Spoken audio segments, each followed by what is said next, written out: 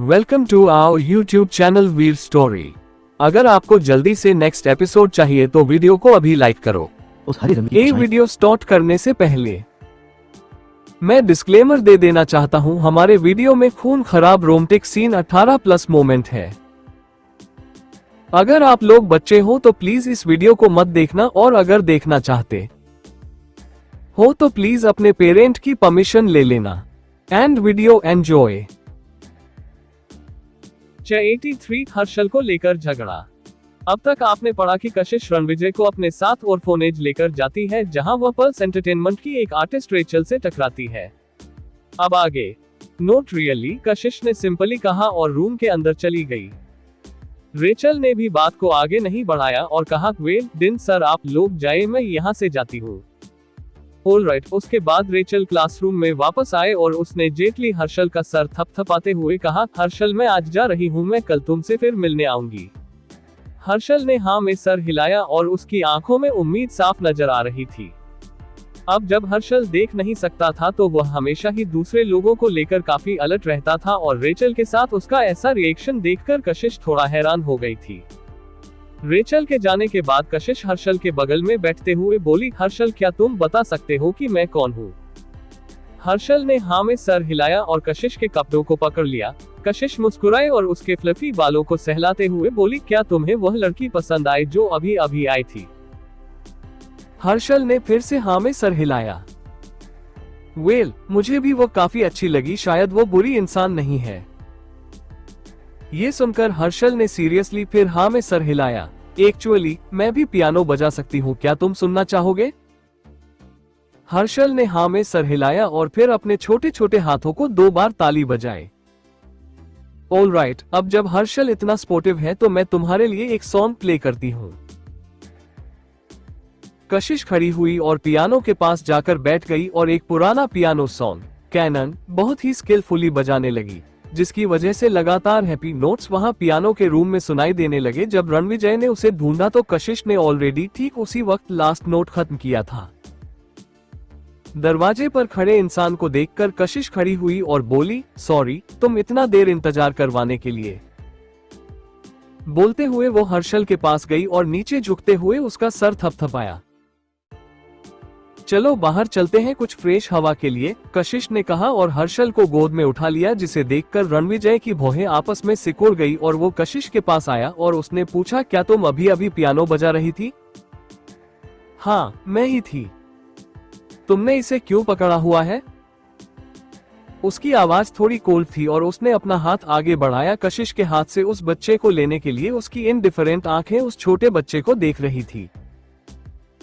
लेकिन तभी जैसे ही उसने उस बच्चे का चेहरा देखा, अचानक से उसकी भौहें और भी टाइटली आपस में सिकुड़ गई। उसकी नजरें हर्षल के चेहरे पर कुछ सेकंड तक टिकी हुई थी और उसकी आंखों में एक डाउट दिखाई दे रहा था। मत करो, कशिश ने रणविजय को मना कर दिया और फिर हर्षल की आंखों की तरफ इशारा करते हुए नामे सर हिलाया। रणविजय तुरंत समझ गया और फिर बच्चे की आंखों की तरफ देखा और धीरे से अपना हाथ पीछे हटा लिया। जब अंधेरा होने लगा तो निशांत कुछ काम से जल्दी निकल गया था, इसलिए रणविजय खुद गया गाड़ी लेने के लिए। जब दिन कशिश को बाहर तक छोड़ने आए तो वो अभी भी हर्षल के बारे में ही बात कर रहे थे। हर्षल का मूड आज काफी अच्छा नजर आ रहा है, लगता है उसे रेचल सचमुच काफी पसंद आए। दिन ने मुस्कुराते हुए नामे सर हिलाते हुए कहा, वो सिर्फ उस इंसान की वजह से नहीं है, उस बच्चे की मां ने किसी के जरिए मैसेज भिजवाया था, ये कहते हुए कि वो जेल में बहुत ही अच्छा बिहेव कर रही है कुछ सालों से, इसीलिए आने वाले कुछ दिनों में सजा माफ करके उन्हें रिलीज कर दिया जाएगा। सचमुच? ये तो बहुत ही अच्छी बात है। कशिश सचमुच बहुत खुश थी। हर्षल ने काफी लंबा इंतजार किया था अपनी मां के लिए और फाइनली वो अपनी मां से मिलने वाला था। इस दुनिया में कोई भी ऐसा प्यार या फिर ऐसा इंसान नहीं था जो एक बच्चे की जिंदगी में उसकी मां की जगह को रिप्लेस कर पाए। भले ही जब हर्षल पैदा हुआ उसी वक्त अपनी मां से अलग हो गया और उसके दिमाग में अपनी मां की कोई यादें नहीं थी, लेकिन जिस इंसान को दुनिया में वो सबसे ज्यादा अपने पास महसूस करना चाहता था वह थी उसकी मां। दिन ने भी हाँ में सर हिलाते हुए रिलीफ में कहा, हाँ ये तो बहुत ही अच्छी बात है, लेकिन एक बुरी बात यह है कि उसकी माँ के आने के बाद भी हर्षल देख नहीं पाएगा कि उसकी माँ दिखती कैसी है। उन काइंड हार्टेड दिन को काफी बुरा लग रहा था, उन सारी मुसीबत के बारे में सोचकर जो दोनों माँ बेटे ने बर्दाश्त किए, मगर फिर भी एक रिग्रेट रह ही जाएगा। ये सुनकर कशिश हल्की मुस्कुराहट के साथ कहा, उन बच्चों के कंपैरिजन में जिनके पेरेंट्स एक बार उन्हें यहाँ छोड़ने के बाद कभी उन्हें लेने के लिए नहीं आते हैं, हर्षल काफी लकी है। दिन ने भी गहरी सांस छोड़ते हुए कहा, वेल, जहाँ तक मेरा अंदाजा है इस तरीके से भी सोचा जा सकता है। ठीक उसी वक्त रणविजय की गाड़ी वहां आए तो कशिश ने दिन को बाय बॉलर और गाड़ी में बैठ गई। क्या वो बच्चा अनाथ है? नहीं, उसकी माँ अभी भी जिंदा है। रणविजय की भौहें और भी ज्यादा सिकुड़ गई, उसकी डिप आंखें खाली रोड की तरफ सामने देखे जा रही थी। थोड़ी देर बाद उसने फिर पूछा, और उसके डैड का क्या? उसकी आवाज थोड़ी धीमी थी, जिसे सुनकर कशिश उसकी तरफ देखने से खुद को रोक नहीं पाई। रणविजय के हैंडसम चेहरे पर एक रेयर सीरियसनेस दिखाई दे रही थी। तुम्हें इतनी क्यों परवाह है?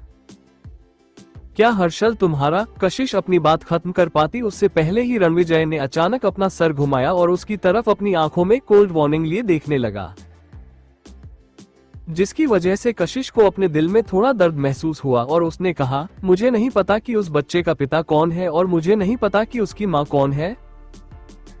बस मुझे इतना पता है कि वो इस वक्त जेल में है किसी कारण से। ये सुनकर रणविजय ने अपनी आंखें छोटी कर ली। उसने कुछ नहीं कहा, जैसे वो किसी बारे में सोच रहा हो। कशिश ने उसकी तरफ सीरियसली देखा और उसके एक्सप्रेशन भी सीरियस हो गए। रणविजय, तुम अब मुझे यह मत कहना कि यह बच्चा एक्चुअली तुमसे रिलेटेड है। उसकी आवाज में एक क्लियर कोल्डनेस थी। रणविजय ने उसकी तरफ देखा और उसकी आंखों में जो थोड़ा शक और डिटर्मिनेशन थी चेहरे पर, उसकी वजह से उसे अपने दिल में तकलीफ महसूस हुई। अभी भी वो किसी भी मोमेंट पर इस रिश्ते से बाहर निकलने के लिए तैयार है। उसकी ग्रिप स्ट्रिंग व्हील पर लगे हुए लेदर पर इतनी टाइट थी कि उसके हाथों की वजह से वहां पर स्क्विच का साउंड हुआ। रणविजय ने फाइनली गाड़ी को रोड के साइड में रोका और अपने आप को शांत करने लगा। गाड़ी में अचानक से अजीब सी सफोकेटिंग साइलेंस फैल गई थी। कशिश नेचुरली गाड़ी का माहौल कोल्ड होता हुआ महसूस कर सकती थी, लेकिन दोनों ही जो उसमें बैठे हुए थे वो अजीब सी ऑकवर्डनेस में थे। रणविजय ने उसकी तरफ देखा, उसकी डिप आंखें थोड़ी बेचैनी दिखा रही थी और उसके एक्सप्रेशन बहुत ही ज्यादा डरावने थे, मगर फिर भी कशिश से शांत रही, बिल्कुल पहले की तरह, और बस उसकी तरफ वो देखती रही। वो बस उसके जवाब का इंतजार कर रही थी, जैसे वो उसका हक हो। उसके माथे से एक पसीना भी नहीं निकला। या तो वो लोग एक साथ रहेंगे या फिर तुरंत ही उनका रिश्ता यही खत्म हो जाएगा। उसके लिए रणविजय उसकी जिंदगी में आया दूसरे इंसान की तरह ही था। वही उसका ऐसा रिएक्शन देखकर रणविजय गुस्से में सार्कास्टिकली हंसा और अपने गुस्से को कंट्रोल करते हुए अपने मजाक उड़ाने वाली और कॉल टोन में पूछा, क्या तुम्हारी नजरों में मैं वैसा इंसान हूँ और जो किसी लड़की की जिंदगी के साथ खेलकर एक बच्चे को जन्म देकर उसे बाहर भटकने के लिए छोड़कर दूसरी लड़कियों के पीछे भागता हूँ? और क्या तुम्हें लगता है कि रावत ग्रुप का वारिस होने के बावजूद मैं ऐसी कोई गलती कर सकता हूँ जिसकी वजह से मेरा कोई नाजायज बच्चा हो? कशिश ने अपनी आंखों में ये सुनकर कोई इमोशंस नहीं दिखाए, बस हाँ में सर हिलाकर उसकी तरफ हल्की मुस्कुराहट के साथ देखते हुए बोली, यह तो अच्छी बात है। रणविजय की डीप नजरें उसके चेहरे पर टिकी हुई थी और उसने पूछा, क्या तुम्हें लगता है कि कोई चीज अगर आसानी से हासिल हो जाए तो वो तुम्हारी जिंदगी से चली भी जाए तो कोई बड़ी बात नहीं है? कशिश की भौहें आपस में सिकुड़ गई। वो थोड़ी देर तक रणविजय की तरफ देखती रही। उसकी आंखें धीरे धीरे डार्क होने लगी और एक अजीब सी स्माइल उसके होठों पर आ गई। उसने ना में सर हिलाया और गाड़ी की खिड़की के जरिए आगे जाती हुई गाड़ियों को देखकर उसने थोड़े तकलीफ के साथ कहा, लेकिन क्या ये सच नहीं है कि जितनी आसानी से कोई चीज मिल जाती है वो इतनी आसानी से खो भी जाती है? कशिश हंसी और उसने आगे कहा, मगर फिर कुछ भी आसानी से नहीं मिलता जिंदगी में, तो उसे खोने पर इंडिफरेंट कैसे रहा जा सकता है? क्या तुम्हें लगता है कि जो एक लॉस मैंने एक्सपीरियंस किया है उसकी वजह से हर बार मुझसे कुछ छीन जाएगा तो मुझे तकलीफ नहीं होगी? रणविजय उसकी आंखों में देख रहा था और उसकी चेहरे की टेंशन धीरे धीरे कम होती जा रही थी। यह इस बात पर डिपेंड करता है कि तुमने क्या खोया है। कशिश ने मुस्कुराते हुए कहा, तुम बिल्कुल सही कह रहे हो। कुछ ऐसी चीजें हैं दुनिया में जिससे उसे कोई फर्क नहीं पड़ता, अगर वो उन्हें खो भी दे तो कोई फर्क नहीं पड़ता। जैसे कि सक्सेना परिवार, जैसे कि हर्ष, और जैसे कि वो ड्रेस जो पिछली बार कियारा ने मॉल में उससे ले ली थी। मैंने सोचा कि तुम्हें हर्षल को लेकर कुछ ज्यादा ही चिंता हो रही है, या फिर तुम कुछ ज्यादा ही सवाल पूछ रहे थे, इसलिए मैंने पूछ लिया। ये बस एक यस और नो क्वेश्चन था। तुम इतना गुस्सा क्यों हो रहे हो? रणविजय की आंखें डिप होने लगी और उसने पूछा, तो अगर मैं हाँ कहता तो तुम इसी वक्त आज ही इस गाड़ी में मुझसे ब्रेकअप कर लेती, है ना? ये सुनकर कशिश के दिल में एक टाइटनेस महसूस हुई, एक कोल्डनेस पैरों से होते हुए उसकी पूरी बॉडी में फैल गई। आगे की स्ट्रेट लाइट्स बहुत ही धीमी थी और कशिश सामने की तरफ देख रही थी, जिसकी वजह से गाड़ी में फिर से एक शांति फैल गई।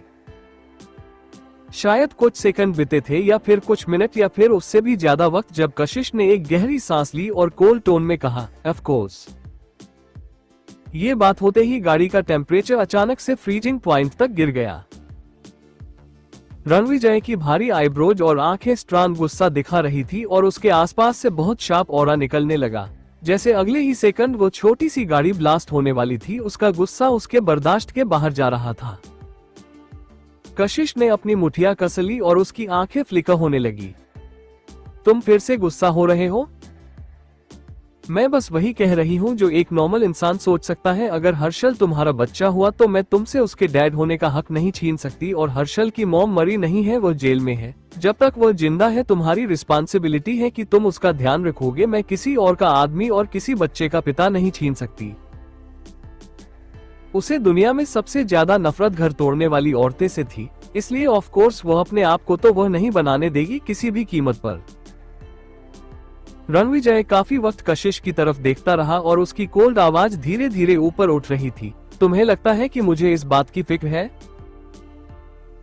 ये सुनकर कशिश से कुछ वक्त के लिए शांत हो गई। उसने गहरी सांस ली, अपना हाथ गाड़ी की खिड़की पर रखा और अपना सर गाड़ी की खिड़की से लगाते हुए बाहर के अंधेरे भरे आसमान को देखते हुए बोली, मुझे पता है तुम क्या सोच रहे हो, लेकिन जो भी मैंने कहा उसके कई सारे कारण हैं, और कई सारे कारण हैं जिसकी वजह से अगर यह सच होता तो मैं तुम्हारे साथ नहीं रह सकती थी। कुछ ऐसी लाइंस होती हैं जिन्हें क्रॉस करना मेरे लिए इम्पॉसिबल है, और अगर मैंने ऐसा करने की कोशिश की तो लाइफ का बैलेंस खराब हो जाएगा और चीजें बहुत ही केवियोस्टिक हो जाएंगी। शायद तुम्हें बर्दाश्त ना हो कि मैं तुम्हें छोड़कर जाऊं, लेकिन उस सिचुएशन में तुम्हें किसी और औरत के बच्चे के साथ देखकर तुम्हें क्या लगता है मुझे क्या चूज करना चाहिए? अगर मैंने जाने का चूज किया तो वो सही फैसला होगा, मगर रणविजय इसका मतलब यह नहीं है कि मुझे तकलीफ नहीं होगी। कशिश ने अपना सर घुमाकर उसकी तरफ देखा और एक हल्की मुस्कुराहट दी, जैसे वो किसी चीज को छुपाने कोशिश कर रही हो, मगर उसका चेहरा उदास नजर आ रहा था, जैसे उस पर कोई जिंदगी ना बची हो।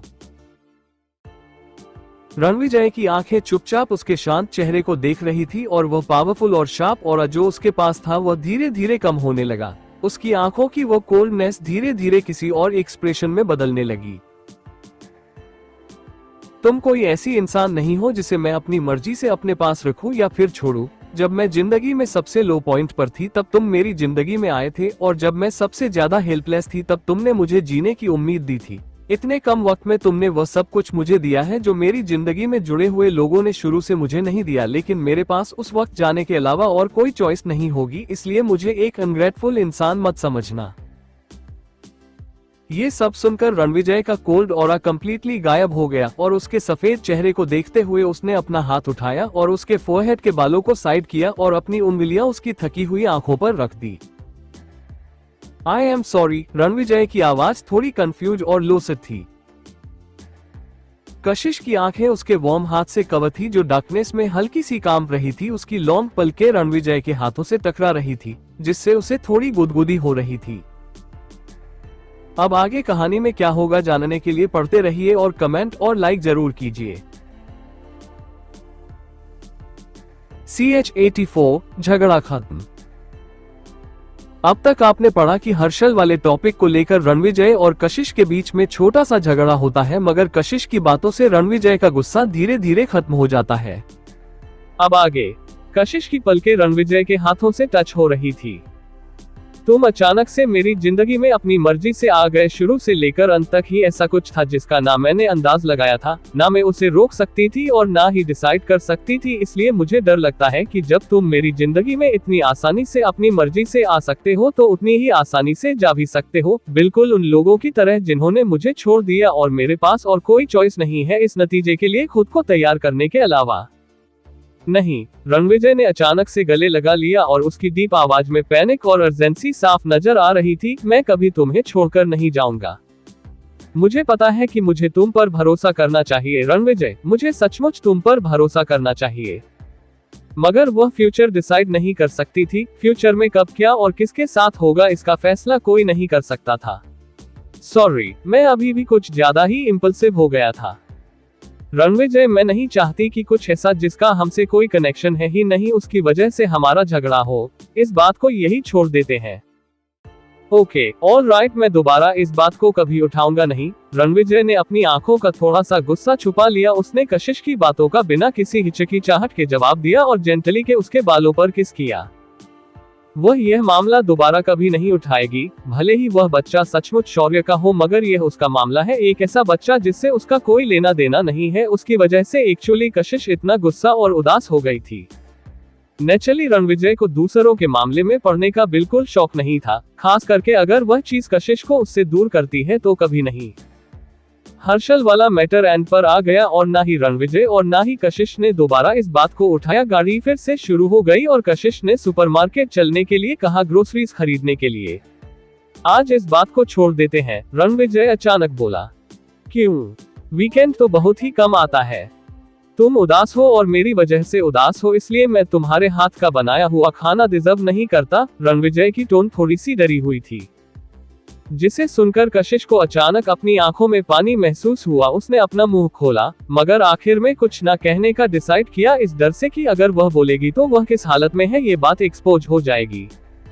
वही एमरल्ड वैली स्टेटस में रणविजय कशिश को उसके घर के दरवाजे तक छोड़ने आया और बोला, जाओ जाकर आराम करो। हाँ, तुम भी, कशिश ने हमें सर हिलाया बिना किसी हिचकिचाहट के। वह थोड़ा थकी हुई नजर आ रही थी जब उसने दरवाजा खोला और वह अंदर गई। रणविजय का टोल फिगर वही खड़ा था और वह थोड़ी थकी हुई उस लड़की को देख रहा था जिसका चेहरा अभी भी हमेशा की तरह खूबसूरत था। जब कशिश ने दरवाजा बंद करने के लिए पीछे मुड़ी तो उसे उसके एक्सप्रेशन दिखाई दिए तो उसने हल्की मुस्कुराहट के साथ कहा, तुम पहले जाओ, अगर मुझे किसी भी चीज की जरूरत होगी तो मैं तुम्हें कॉल करूंगी। रणविजय ने हमें सर हिलाया और उसकी डिप आवाज में सॉफ्टली बोला, ओके। उसके बाद कशिश ने दरवाजा बंद किया। रणविजय कुछ वक्त के लिए वही दरवाजे पर खड़ा रहा और वह बाद में अपनी भौहों आपस में सिकुड़ते हुए मुड़कर चला गया। उसका फोन ठीक उसी मोमेंट पर बजा। रणविजय ने सीडीओ की तरफ देखा और फोन उठाया। रणविजय, बाहर आओ, घूमने चलते हैं। वह कार्तिक की लॉन्ग लॉसेट वॉइस थी। दूसरी तरफ काफी शोर शराबे की आवाज आ रही थी, जो ऑब्वियस था कि वह लोग ऑलरेडी किसी क्लब या फिर ऐसे ही किसी जगह पर है। रणविजय कुछ सेकंड के लिए हिचकिचाया और फिर उसने कशिश के घर की तरफ देखा और उसकी लास्ट बातों को सोचते हुए उसने फिर भी मना कर दिया, नहीं, तुम लोग मजे करो। यार रणविजय, तुझे आए हुए 1 महीना हो गया है और तेरे इस बार मना करने की वजह से हमें मौका ही नहीं मिला एक साथ बाहर घूमने का। इस तरह तेरे बिहेवियर से हमारी दोस्ती टूट जाएगी। रणविजय की भौहें और आपस में सिकुड़ गई और थोड़ी देर सोचने के बाद उसने कहा, नेक्स्ट टाइम। ये जो तेरा नेक्स्ट टाइम है ना, ये लास्ट टाइम भी था। तुम सचमुच बहुत ही हार्टलेस हो गए हो।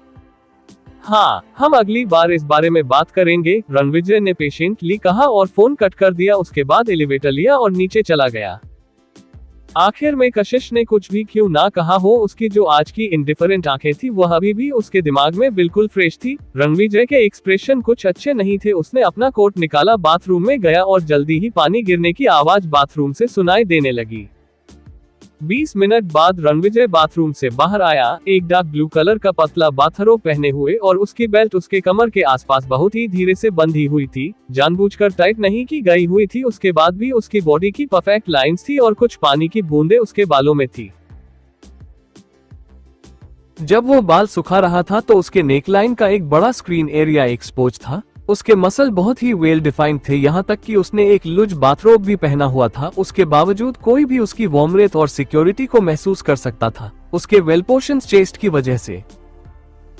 यह उसकी ऐसी कोई साइड थी जो आज तक किसी ने नहीं देखी थी। ठीक उसी वक्त किसी ने डोरबेल बजाए। रणविजय की भौहें आपस में सिकुड़ गई। ज्यादातर लोगों को नहीं पता था कि वो यहाँ रहता है, मगर फिर भी उसने टॉवल साइड में फेंका और दरवाजा खोलने के लिए गया। वहीं कशिश जो दरवाजे पर खड़ी थी, उसने हजारों सालों में भी यह एक्सपेक्ट नहीं किया था। वो तो यहाँ रणविजय को सरप्राइज करने आई थी, लेकिन जो सीन उसके सामने था उसकी वजह से वो खुद हड़बड़ा गई थी। वही रणविजय अपने हैंडसम चेहरे पर ढेर सारा शौक लिए हुए एक एम्बारोसमेंट वाले क्यूट चेहरे को देख रहा था। कुछ सेकंड बाद रणविजय की आईब्रोज ऊपर हुई और उसने फिर से कशिश की तरफ देखते हुए अपनी आंखें छोटी करते हुए पूछा, क्या तुम्हें पहले से ही पता था कि मैं यहाँ रहता हूँ? कशिश ने पलकें झपकाई। उनकी परफेक्ट हाइट डिफरेंस की वजह से जैसे ही उसने अपनी आंखें खोली, उसे रणविजय की एक्सपोज चेस्ट दिखाई दी। उसका ब्रेन शायद काम ही नहीं कर रहा था ऐसे मोमेंट पर, और ना ही उसके लिए मुंह से कोई जवाब निकल रहा था। रणविजय ने हल्की मुस्कुराहट दी और उसे खींचते हुए घर के अंदर ले आया। अब कशिश दरवाजे और रणविजय के बीच में खड़ी थी और वहां से भागने की कोई जगह नहीं थी। तुम्हें कब पता चला कि मैं यहाँ रहता हूँ? उसकी तरफ देखते हुए रणविजय के होठों पर एक सॉफ्ट स्माइल आ गई। उसकी सेंट काफी रिफ्रेशिंग थी, जिसकी वजह से उसका सॉलिट्यूड और भी ज्यादा डिफाइन हो गया था। उसकी स्मूथ स्किन को फेस करते हुए कशिश को अपने आप को फोर्स करना पड़ रहा था दूसरी तरफ देखने के लिए। लेकिन जैसे ही कशिश ने ऊपर देखा और उन दोनों की नजरें मिली, उसे ऐसा फील हुआ कि वो और भी गहरी खाई में फंस गई है। पहले दिन से ही जब से मैं यहाँ आई हूँ, कशिश ने छोटा सा जवाब अपनी एम्ब्रेस आवाज में दिया। रणविजय ने अपनी आंखें हल्की छोटी कर ली और आधे सेकंड के बाद पॉज होकर पूछा, कफलिन? कशिश ने हाँ में सर हिलाया। तभी रणविजय ने उसके हाथ में पकड़े हुए सामान को देखा और उसके हाथ से लेते हुए बोला, यह क्या है? मैं तो सुपरमार्केट गई थी, हम आज रात साथ में डिनर करने वाले थे। मैं सोच रही थी कि क्या बनाना है, तो मैंने डिसाइड किया कि शाही पनीर, रोटियां और चिकन बनाऊंगी। मैं दादी माँ के घर पर जो सेफ थे उनसे पूछी थी और यही सब मेरे दिमाग में आ रहा था। इसमें थोड़ा वक्त लगेगा, इसलिए थोड़ी देर इंतजार करो। रणविजय की डिप आंखें और भी ज्यादा गहरी होने लगी और उसकी हाथ की पकड़ उसके कमर पर मजबूत हो गई। कशिश उसके चेंज को महसूस कर सकती थी, इसलिए उसने तुरंत रणविजय के हाथों से निकलकर किचन में जाते हुए कहा, मैं जा रही हूँ खाना बनाने। रणविजय ने उसका पीछा नहीं किया और उसे आसानी से अपनी बाहों से आजाद होने दिया। फिर उसने पीछे मुड़कर कशिश को वहां से ऐसे भागते हुए देखा जैसे उसके पीछे भूत पड़ा हो और हल्का सा मुस्कुराया और फिर लिविंग रूम में चला गया। कशिश ने सब कुछ बैग से निकाला और डाइनिंग रूम में जाकर सिजर्स निकालते हुए पैकेट कट करने लगी। जब उसने रणविजय की डिप आवाज सुनी, उसने बस उस ज्वेलरी ब्रांड का नाम सुना जिसकी शॉप में वो आज दोपहर में गई थी। कशिश की भौहें आपस में सिकुड़ गई और वो थॉटफुली किचन में वापस चली गई। वो किचन में काफी देर तक बिजी रही और जब वो एक कंटेनर लेने के लिए पीछे मुड़ी तो अचानक उसे रणविजय किचन के दरवाजे पर खड़ा दिखाई दिया। उसके चेहरे के एक्सप्रेशन जम गए और उसकी नजरें अपने आप रणविजय के कॉलर वाली साइड पर चली गई और उसने कहा, क्या तुम पहले जाकर कपड़े बदलोगे? ये सुनकर रणविजय ने नीचे देखते हुए अपना पूरा अटायर देखा और फिर सामने खड़ी लड़की के चेहरे को देखा जो एम्बारोसमेंट और शर्म की वजह से लाल हो गया था और दरवाजे के अगेंस्ट लियन होते हुए उसने नामे सर हिलाते हुए कहा, नहीं, मैं ऐसे ही रहूंगा।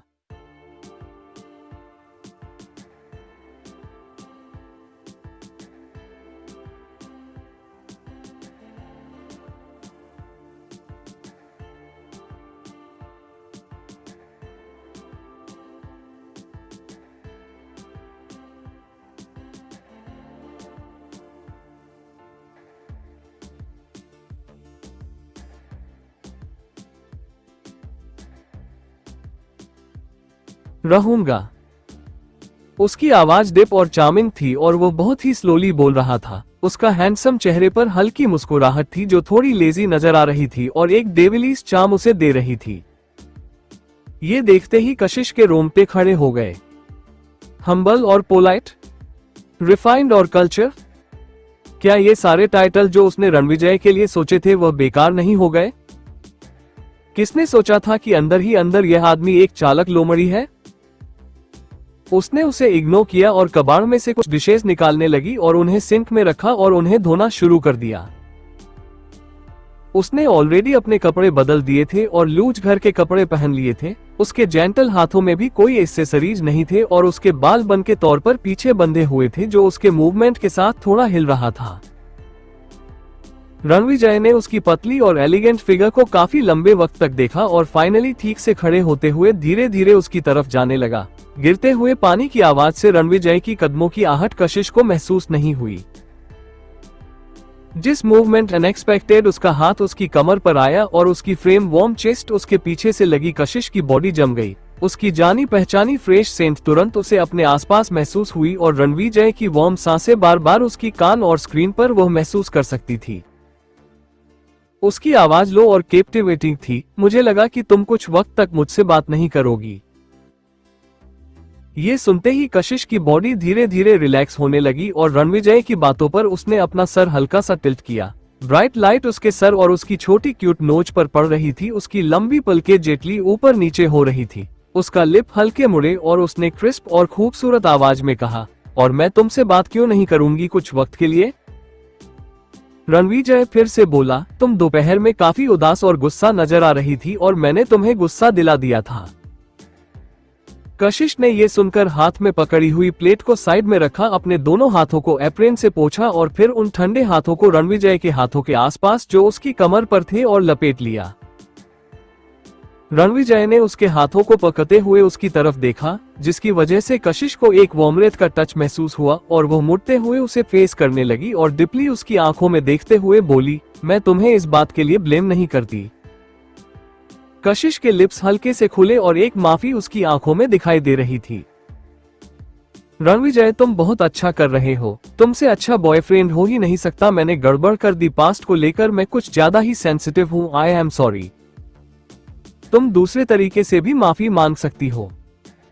ये सुनकर कशिश ने ब्लिंक करते हुए कहा, तुम्हें सचमुच नहीं पता ना कि मॉडेस्टी किस चिड़िया का नाम होता है। ऐसा इसलिए क्योंकि मुझे भरोसा है कि तुम्हारी माफी सिंसियर है। रणविजय मुस्कुराया और आगे झुकते हुए उसके नजदीक जाते हुए बोला, क्या तुमने पता कर लिया कि कैसे तुम्हें माफी मांगनी है? कशिश को पता था कि उसकी बातों का मतलब क्या है और उसने हल्के शर्माते हुए चेहरे के साथ कहा, नहीं, मुझे नहीं पता। रणविजय ने देखा कि उसकी प्रिटेंडिंग कितनी ऑब्वियस है और हंसने लगा और उसकी उंगलियां हल्की सी उसकी लिप्स पर गई और उसने अपनी लो और सेक्सी आवाज में कहा, अगर तुमने कदम आगे नहीं बढ़ाया तो मैं आगे बढ़ाऊंगा। कशिश की आंखें हार्ड हो गई और वह उसका पॉइंट समझ गई और उसने हल्के से उसकी उंगली को बाइट किया। यह आदमी कर क्या रहा है? वह उसके साथ इतने लंबे वक्त से तो थी कि वह समझ सकती थी कि वह क्या सोच रहा है। रणविजय को उसने बाइट किया था मगर उसने ज्यादा फोर्स नहीं इस्तेमाल किया था, मगर उसकी उंगली पर उसके दांतों के निशान हल्के दिखाई दे रहे थे, मगर इससे रणविजय को दर्द नहीं महसूस हुआ। वह तो उसकी वोम और सॉफ्ट टंग को अपनी उंगली पर महसूस कर पाया। रणविजय की आंखें अचानक डीप हो गई और उसकी आवाज हल्की सी हार्श थी, छोड़ो मुझे। कशिश ने उसकी आवाज में बदलाव महसूस किया, उसकी तरफ देखा कि वह उसकी तरफ शांति से देख रहा है तो उसे लगा कि वह गुस्सा है और तुरंत उसे छोड़ दिया। मगर अगले ही सेकंड उसका बड़ा सा हाथ उसे अपने चेहरे पर महसूस हुआ, जिसने उसे एक हाथ से पीछे से पकड़ा और कशिश को बस उसके हाथ की शैडो दिखाई दी और फिर अगले ही सेकंड उसके लिप्स अपने लिप्स पर महसूस हुए। कशिश हैरान हो गई और एक थोड़ी सा रिग्रेट उसकी आंखों में दिखाई देने लगा। अपने बेस्ट डिफेंस के बावजूद वह उसे नहीं रोक सकती थी, बल्कि उसने तो उसके लिए और भी आसान कर दिया था। रणविजय जेटली उसके सॉफ्ट लिप्स को किस कर रहा था। एग्जैक्ट मूवमेंट उसने उसकी उंगली को छोड़ा, उसकी किस और भी डिप हो गई जब उसने उसके मुंह को खोलकर उसके मुंह में इंटर किया। उसकी डिप आंखें उसके हल्के से परेशान एक्सप्रेशन को देख रही थी, जिसकी वजह से उसने डेविल स्माइल के साथ कहा, तुम्हें किस करना इस वक्त एक प्रिविलेज है मेरे लिए और इतनी गोल्डन अपॉर्चुनिटी मेरे सामने होते हुए तुम्हें लगता है कि मैं इतनी आसानी से तुम्हें छोड़ दूंगा? आगे कहानी में क्या होगा जानने के लिए पढ़ते रहिए और कमेंट और लाइक जरूर। 85 कशिश चालाक है। अब तक आपने पढ़ा कि कशिश और रणविजय के बीच का झगड़ा खत्म हो जाता है और फिर कुछ रोमांटिक मोमेंट्स होते हैं। अब आगे अपनी इस हालत में कशिश रणविजय की डिप और मजाक भरी आवाज सुन सकती थी और उसके साथ साथ उसकी डिप किस को भी फील कर सकती थी। पहले पहले कशिश थोड़ा सटिफ थी, मगर जब उसने रणविजय की यह बातें सुनी तो वह धीरे धीरे रिलैक्स होने लगी। उसने अपने सर उठाया और उसकी पैशनेट किस को एक्सेप्ट कर लिया। रणविजय की सांसें उसकी नोच पर पड़ रही थी और वह डीप किस की वजह से उनकी सांसें धीरे धीरे भारी होने लगी थी और उसके पैर वार्म और कमजोर फील करने लगे थे। अचानक रणविजय ने उसकी एक कमर को पकड़ लिया और अगले ही सेकंड उसे उठा लिया और अगले ही सेकंड वो उसके पीछे ड्रेसिंग टेबल पर बैठी हुई थी। रणविजय लगातार उसे किस कर रहा था और कशिश इस मूवमेंट में उसके साथ खो गई थी, लेकिन धीरे धीरे उसका दिमाग क्लियर होने लगा और उसकी आंखें भी। रणविजय ने भी धीरे धीरे उसे छोड़ा। वो ग्लास टेबल पर बैठी हुई थी और उन दोनों के नजरें बहुत ही आसानी से मिल पा रही थी। क्या सोच रही हो तुम? उसकी नजरें डिप थी और उसकी आवाज लो, जिसमें एक अजीब सी मदहोशी और खतरा नजर आ रहा था। उसकी सांसें धीमे धीमे उसकी स्किन पर पड़ रही थी, जिसकी वजह से एक गुदगुदी वाली सेंसेशन फील हो रही थी। कशिश ने बहुत ही शांति से अपने सामने खड़े आदमी के हैंडसम चेहरे को देखा। उसका हर एक फीचर ऐसा था जैसे किसी ने बहुत ही बारीकी से पेंट किया हो। उसका ऑरा एक्सेप्शनल था। उसकी छोटी सी मूवमेंट भी बहुत ही इमोशनल चीज को एक्सप्रेस करती थी। वह सचमुच आदमियों में एक रेयर ब्यूटी था। उसकी हार्ट बीट धीरे धीरे बढ़ने लगी और उसका दिल जैसे किसी सॉफ्ट रुई के गद्दे पर था और उसे काफी सेटिस्फैक्शन महसूस हो रही थी। आई एम सॉरी, कशिश ने फिर से जेटली कहा और किस की वजह से लाल हुए उसके लिप्स काफी ज्यादा आई कैचिंग थे। मैंने तुम्हें कहा ना, माफी मांगनी है तो वह अपने वर्ड से नहीं अपने एक्शन से। रणविजय अपनी बात खत्म कर पाता उससे पहले ही कशिश ने अचानक उसके चेहरे को पकड़ लिया और लाइटली उसके लिप्स पर किस किया। फिर उसने अपने सामने खड़े आदमी की हल्की हैरानी भरे एक्सप्रेशन देखे और खुश होकर हंसने लगी और बोली, क्या ये ठीक है? क्या यह अपॉलजी एक्सेप्टेबल है? रणविजय की आंखें डिप हो गई। उसकी नजरें अपने सामने बैठी हुई लड़की के खूबसूरत चेहरे पर टिकी हुई थी। बिल्कुल भी नहीं। ये सुनकर कशिश की स्माइल तुरंत गायब हो गई और उसने अपने सामने खड़े आदमी की डीप होती हुई खतरनाक के नजरों को देखा, जिसका मतलब समझते ही उसने तुरंत अपनी बॉडी को मूवमेंट में लाया और उस ग्लास टेबल से उतरने की कोशिश की। मुझे जाकर खाना बनाना चाहिए। मगर रणविजय ने उसे यह मौका नहीं दिया। उसका एक हाथ उसकी कमर के आसपास लपेटा हुआ था और जब उसने जाने की कोशिश की तो उसने उसकी कमर को और भी टाइटली दूसरे हाथ से भी पकड़ लिया। जब वह बोल रही थी तो उसने उसके होठों पर अपने होंठ रखा, अपनी टंग को उसके मुंह में इंटर करवा दिया और रुथलेसली उसकी स्वीटनेस का स्वाद चखने लगा। उसकी यह किस बहुत ही बेचैनी भरी और जल्दबाजी वाली नजर आ रही थी, जो रणविजय का स्टाइल नहीं था। रणविजय कशिश थोड़ा टेंस हो गई। उसे याद था कि लास्ट टाइम स्टडी में जब रणविजय ने उसे वह लेस्बियन फिल्म देखते हुए पकड़ा था तो उस वक्त वह बहुत ही गुस्सा हुआ था और उस वक्त जो इंटेंस किस उसने उसे की थी उसकी वजह से कशिश के दिमाग में रणविजय के लिए जो परसेप्शन था वह पूरी तरह से बदला गया था। वह ऊपर से जेंटल रिफाइंड नजर आता है मगर उसके अंदर की डोमिनेंस और पॉजिटिवनेस बिल्कुल भी कम नहीं है। रणविजय कशिश ने जल्दी से उसका हाथ पकड़ लिया और क्लियरली वह फील कर सकती थी कि उसके हाथ का टेम्परेचर बढ़ता ही जा रहा है। वह कशिश को तब तक किस करता रहा था जब तक उसकी सांसें नहीं भूलने लगी थी। उसके गाल पके हुए टमाटर की तरह लाल हो गए थे, तब जाकर रणविजय ने उसे छोड़ा। कशिश लंबी सांसें ले रही थी। उसकी नजरें उसकी डिप आंखों से मिली, जिनमें एक अजीब सी कैप्टिवेटिंग और उसे अपना बनाने की डिजायर नजर आ रही थी, जिसकी वजह से एक पल के लिए उसका दिल कांप गया। मगर कशिश काफी हैरान थी। उसने कभी नहीं सोचा था कि रणविजय जो इतना एलिगेंट और क्लियर नजर आता है उसके ऐसे एक्सप्रेशन होंगे। कोल्ड आंखों में धीरे धीरे लाली दिखाई देने लगी थी। उसकी आंखों में जो डिजायर थी, उसकी इंटेंसिटी थी, वह एक अनइमेजिनेबल सीरियस लेवल तक पहुंच गई थी जो उसके काम और अलोफ डोमोनोर से बिल्कुल अलग थी। मुझे सच में जाकर खाना बनाना चाहिए। कशिश ने रणविजय को पुश करने की कोशिश की मगर उसने उसका हाथ टाइटली पकड़ा हुआ था। उसके हाथ आग की तरह चल रहे थे। कशिश की आंखें हल्की सी कांप गई, मगर वह रणविजय की आंखों में देखने की हिम्मत नहीं कर पा रही थी। लेकिन रणविजय ने उसे अपने और नजदीक कर लिया और एक कदम पीछे लेते हुए कशिश को जमीन पर उतरते हुए बोला, थोड़ी देर पहले तुमने अच्छा किया। रणविजय की आवाज डिप और स्लो थी, जैसे वह उसका दिल जीतने की कोशिश कर रहा हो। कशिश ने अपना सर घुमाया और उन चीजों को देखा किचन में जो तैयार नहीं थे और पूछा, क्या तुम चाहते हो कि मैं खाना बनाऊं या फिर नहीं? जाओ बनाओ, रणविजय ने थोड़ा ना चाहते हुए भी हेल्पलेस होकर जवाब दिया। कशिश ने अपने हल्के लिप्स हिलाए और उसके एक्सप्रेशन कंफ्यूजन वाले थे। उसने अपने लिप्स से क्यूट सा पाउट बनाया और थोड़ी देर रणविजय की तरफ देखने के बाद उसका हाथ हटाते हुए उसकी एरोगेंट चीन पर एक छोटी सी किस करते हुए बोली, तुम अब बाहर जाओ, जब काम खत्म हो जाएगा तो मैं बुलाऊंगी, तुम्हें जाकर अपने कपड़े भी बदलने चाहिए। कशिश अपने आप को ये बात बोलने से रोक नहीं पाई। और अगर मैं नहीं बदलूं तो मैं शायद तुम्हारे साथ कुछ गलत कर दूंगी। तुम्हें इस तरह देखकर मैं और किसी बारे में सोच नहीं पा रही हूँ।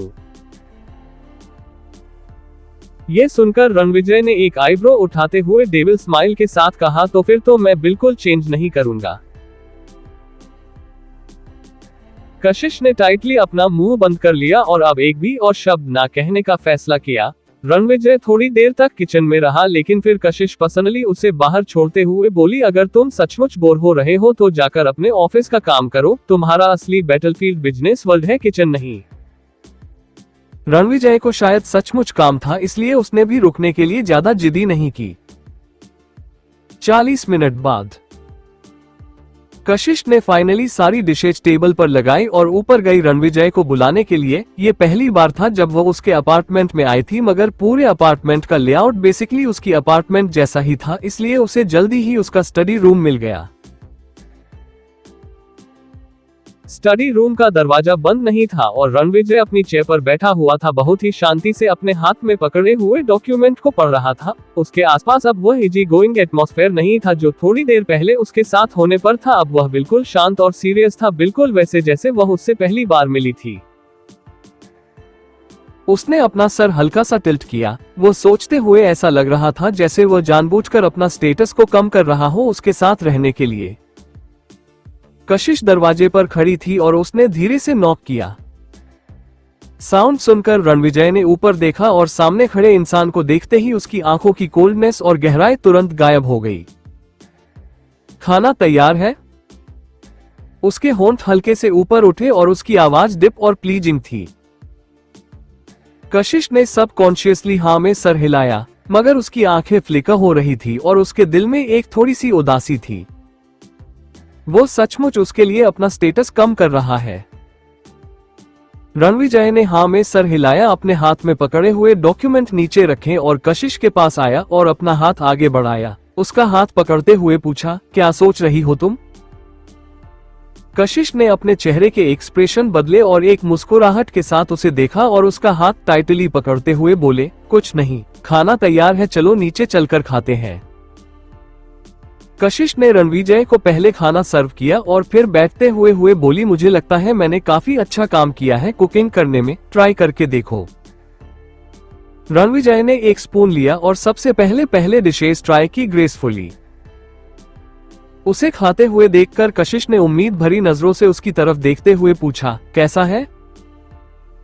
काफी अच्छा है। उसका जवाब सुनकर कशिश फाइनली रिलैक्स हुई और मुस्कुराई। ये डिशेज भी काफी ठीक ठाक है, तुम ट्राई करके देखो, कशिश बोल रही थी और उसने ग्लव्स पहनकर श्रिम्प्स को पील करना शुरू कर दिया क्योंकि उसने थोड़ा सी फूड भी बनाया था क्योंकि रणविजय को पसंद था। तुम श्रिम्प बहुत ही स्लोली फिल कर रही हो। जब कशिश वह काम कर रही थी तो रणविजय ने अचानक से हंसते हुए उसे देखा और कहा।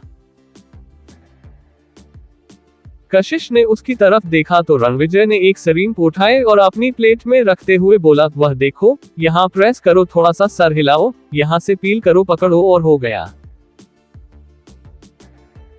5 सेकंड से भी कम वक्त में रणविजय ने एक श्रिम्प पील करके कशिश की प्लेट में रख दी। कशिश ने रणविजय की तरफ थोड़ा हैरानी में देखते हुए कहा, मैंने उम्मीद नहीं की थी कि तुम्हें ये सब भी आता होगा। उसके बाद से कशिश ने रणविजय का मेथड इस्तेमाल करके करने की कोशिश की और सक्सेसफुल हो गई, जिसे देखकर रणविजय की दोनों आईब्रोज ऊपर उठी। उसने उसकी तरफ देखा, उसके एक्सप्रेशन लाइट मगर डीप मीनिंग वाले थे। तुम काफी ज्यादा समझदार हो। ये सुनकर कशिश के हाथ के मूवमेंट रुक गए थोड़े से और उसने पूछा, सचमुच? और वो कैसे? रणविजय ने उसके उस रिएक्शन को इग्नोर नहीं किया। उसकी डार्क आंखें और भी डिप होती जा रही थी। कल का कोई प्लान है? रणविजय ने सब्जेक्ट चेंज करते हुए पूछा। अभी तो नहीं है। तुम्हारे दिमाग में कुछ है? हाँ, हमें जाकर दादी माँ से मिलना चाहिए। कशिश हाँ में सर हिलाते हुए बोली, सचमुच काफी वक्त हो गया है उनसे मिले हुए। वो बोली और फिर उसने आगे कहा, चलो फिर तो कल सुबह जल्दी होने के पास चलते हैं और ज्यादा वक्त बिताते हैं। Sound good. वैसे बाय द वे, तुम्हें थोड़ी देर पहले मैंने डायमंड ड्रीम्स का नाम लेते हुए सुना। क्या वो लोग कॉन्ट्रैक्ट तोड़ने के लिए पेनल्टी फीस डिमांड कर रहे हैं?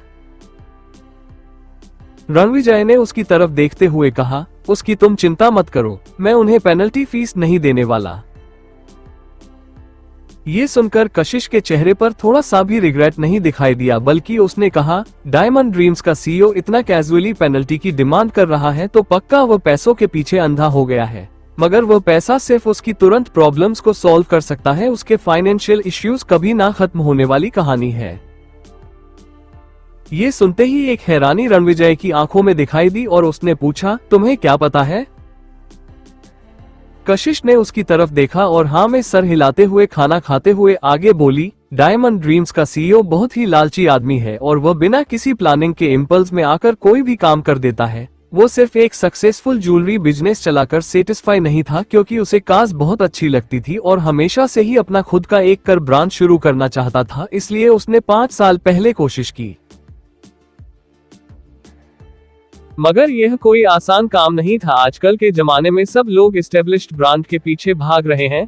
क्लॉथिंग में चैनल है, दो नकारन है, लुई विटन है, वॉचेस में पाठक फिलिप्स है, पिकाटो है, कार में सिविल है, कोनी गैम्स है, मैं वैसे रोल्स रॉयस से है। और कोई अमीर इंसान क्यों बिना किसी बड़े ब्रांड के नाम के गाड़ियों के लिए ज्यादा पैसे खर्च करेगा? उसकी कार की फैक्ट्री इस वक्त सिर्फ पैसे खाने वाली एक मशीन बन गई है। ज्यादातर पैसे जो वह डायमंड ड्रीम्स में ज्वेलरी से कमाता है वो उसी फैक्ट्री में लग जाती है। मैंने तो ये भी सुना है कि वो तो डायमंड स्मगलर्स के टच में भी है। उसके कैरेक्टर के हिसाब से वो गलत रास्ते भी अपनाते होगा, इसलिए उसके साथ कॉन्ट्रैक्ट तोड़ना सचमुच एक स्मार्ट मूव होगा। रणविजय ने अपने हाथ के ग्लव्स निकाले और उन्हें साइड में रख दिए। उसकी आंखें थोड़ी सीरियस थी, मगर एक क्रिटिक स्माइल उसके होठों के कोने पर थी। मैं ये जानता हूँ कि वो गाड़ियां बनाता है। मुझे ये भी पता है कि उसकी गाड़ियों की फैक्ट्री एक पैसे खाने वाली मशीन है, मगर मैं यह नहीं जानता था कि वो प्राइवेट में डायमंड स्मगलर से डील करता है। क्या तुम मुझे बताओगी कि तुमने ये कहां से सुना है? ये सुनते ही कशिश के एक्सप्रेशन थोड़े से बदल गए। उसने अपना सर नीचे झुकाया और अपनी प्लेट पर फोकस करते हुए बोली, वेल, मैंने कहीं से तो सुना ही था। रणविजय ने ना में सर हिलाया और उसकी आवाज लो और शांत थी। नहीं, तुमने इसका अंदाजा नहीं लगाया। तुम्हें इस बारे में उम्मीद थी, इसलिए तुम आज उस जगह पर गई और वहां कियारा और उसके दोस्तों की टीम से टकराई। फिर तुमने वहां पर प्रॉब्लम क्रिएट करने के लिए उनका इस्तेमाल किया और उस मॉल पर काफी सारा अटेंशन अट्रैक्ट किया। तुमने शायद अभी अंदाज लगा लिया था कि वो लोग कोलेबोरेशन खत्म करना चाहते हैं, तो तुमने उन्हें एक रीजन दे दिया डायमंड ड्रीम्स के साथ पार्टनरशिप खत्म करने के लिए, या फिर मुझे एक रीजन दे दिया उनके साथ पार्टनरशिप खत्म करने के लिए, ताकि मुझे फ्यूचर में कोई प्रॉब्लम ना हो। रणविजय ने हर एक डिटेल रंजन पॉइंट आउट कर दी थी। कशिश वहां बैठी हुई थी और नर्वसली उसने अपने लिप्स लिक करते हुए पूछा, क्या तुम्हें लगता है कि मैं कुछ ज्यादा ही शातिर हूँ? और रणविजय मुस्कुराते हुए बोला, तुमने पूरी शॉप क्लियर कर दी, कियारा को सजा दे दी और मेरी मदद की डायमंड ड्रीम के साथ कॉन्ट्रैक्ट खत्म करने में सक्सेसफुली। मेरे लिए इसमें कोई लॉस नहीं हुआ है और मैंने तुम्हें पहले भी कहा है कि तुम्हें बहुत ज्यादा काइंड और अच्छा होने की जरूरत नहीं है, मगर मैंने उम्मीद नहीं की थी कि तुम इतनी चालाक होगी। आगे कहानी में क्या होगा जानने के लिए पढ़ते रहिए और कमेंट और लाइक जरूर कीजिए।